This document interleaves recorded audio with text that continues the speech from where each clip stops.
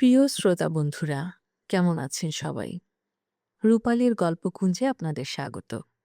আজকে আমি পড়তে যাচ্ছি সুকান্ত ভট্টাচার্যের খুব চমৎকার একটি গল্প, দরদী কিশোর। দোতলার ঘরে পড়ার সময় শতদ্রু আজকাল অন্যমনস্ক হয়ে পড়ে।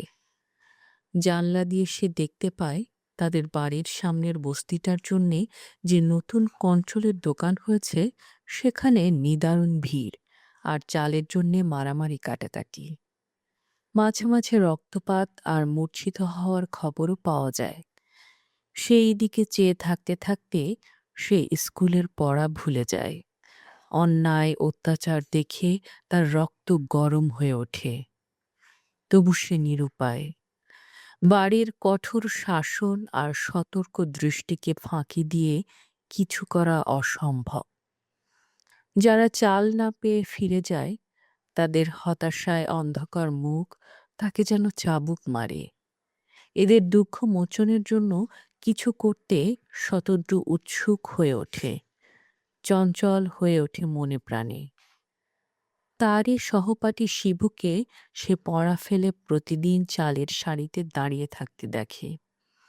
বেচারার আর স্কুলে যাওয়া হয় না। কোনো কোনো দিন চাল না পেয়ে বাড়ি ফেরে, আর বৃদ্ধ বাপের গালিগালাজ শোনে। আবার মাঝে মাঝে মারও খায়। ওর জন্যে শতদ্রুর কষ্ট হয়। অবশেষে ওই বস্তিটার কষ্ট ঘোচাতে শতদ্রু একদিন কৃতসংকল্প হয়। কিছুদিনের মধ্যেই শতদ্রুর সহপাঠীরা জানতে পারল শতদ্রুর পরিবর্তন হয়েছে। সে নিয়মিত খেলার মাঠে আসে না, কারোর কাছে অ্যাডভেঞ্চারের বই ধার চায় না, এমনকি হাফ হলিডেতে ম্যাটিনি শোয়ে সিনেমা পর্যন্ত যায় না। একজন ছেলে শতদ্রু দল ছাড়া হয়ে যাচ্ছে দেখে তলে তলে খোঁজ নিয়ে জানল শতদ্রু কি এক কিশোর বাহিনী গড়ে তুলেছে। তারা প্রথমে খুব একচোট হাসল, তারপর শতদ্রুকে পেয়েই অনবরত খেপাতে শুরু করলো। কিন্তু শতদ্রু আজকাল গ্রাহ্য করে না। সে চুপি চুপি তার কাজ করে যেতে লাগলো। বাস্তবিক আজকাল তার মন থেকে অ্যাডভেঞ্চারের, ক্লাবের আর সিনেমার নেশা মুছে গেছে। সে আজকাল বড় হবার স্বপ্ন দেখছে। তাছাড়া সবচেয়ে গোপন কথা, সে একজন কমিউনিস্টের সঙ্গে মিশে অনেক কিছুই জানতে পেরেছে। কয়েকদিনের মধ্যে সে একটা কিশোর বাহিনীর ভলান্টিয়ার দল গড়ে তোলে। বাড়ির সতর্ক দৃষ্টিকে ফাঁকি দিয়ে কাজ করতে লাগলো। প্রতি মুহূর্তে ধরা পড়ার আশঙ্কা তাকে নিরস্ত করতে পারল না। বরং সে গোপনে কাজ করতে করতে অনুভব করল সেও তো একজন দেশকর্মী। শতদ্রু ভবিষ্যৎ নেতা হবার স্বপ্নে রাঙিয়ে উঠল। আর সে খুঁজতে লাগলো কঠিন কাজ, আরও কঠিন কাজ। তার যোগ্যতা সম্বন্ধে সে নিঃসন্দেহ। সে আজকাল আর আগের কালের সতু নয়। সে এখন কমরেড শতদ্রু রায়। রুশ কিশোরদের আত্মত্যাগ আর বীরত্ব শতদ্রুকে অস্থির করে তোলে। সে মুখে কিছু বলে না বটে, কিন্তু মনে মনে পাগলের মতো খুঁজতে লাগলো একটা কঠিন কাজ, একটা আত্মত্যাগের সুবর্ণ সুযোগ। অবশেষে সে আত্মত্যাগ করল, কিন্তু তার ফল হলো মারাত্মক। শতদ্রুর কাছ থেকে খবর পেয়ে ভলান্টিয়াররা শতদ্রুদের বাড়িতে উপস্থিত হলো।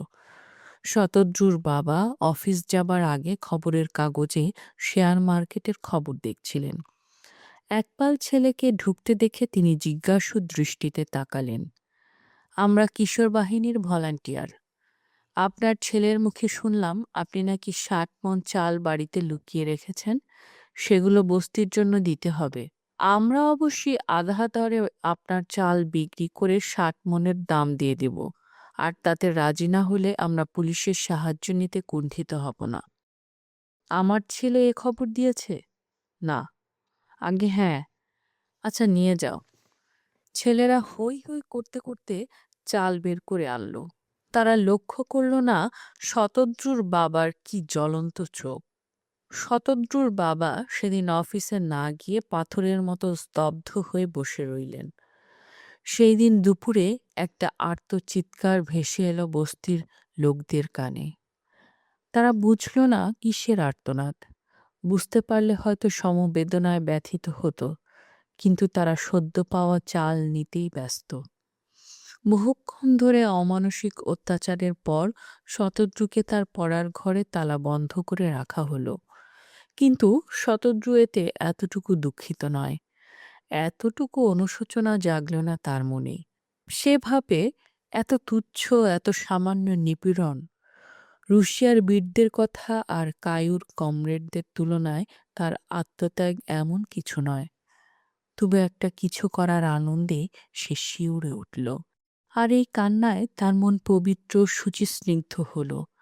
জানালা দিয়ে সে চেয়ে দেখল, যে বাড়িতে আজ দুদিন উনুনে আগুন পড়েনি সেখান থেকে ধোঁয়া উঠছে। বহুদিন পরে শিবু স্কুল থেকে ফিরছে, আর কন্ট্রোলের দোকানের লাইনে দেখা যাচ্ছে অদ্ভুত শৃঙ্খলা। কোথাও চাল না পাওয়ার খবর নেই, সকলের মুখেই হাসি, যেন শতদ্রুর প্রতি অকৃপণ আশীর্বাদ। একটু পরে কান্নার বদলে শতদ্রুর কণ্ঠে গুনগুন করে উঠল কিশোর বাহিনীর গান।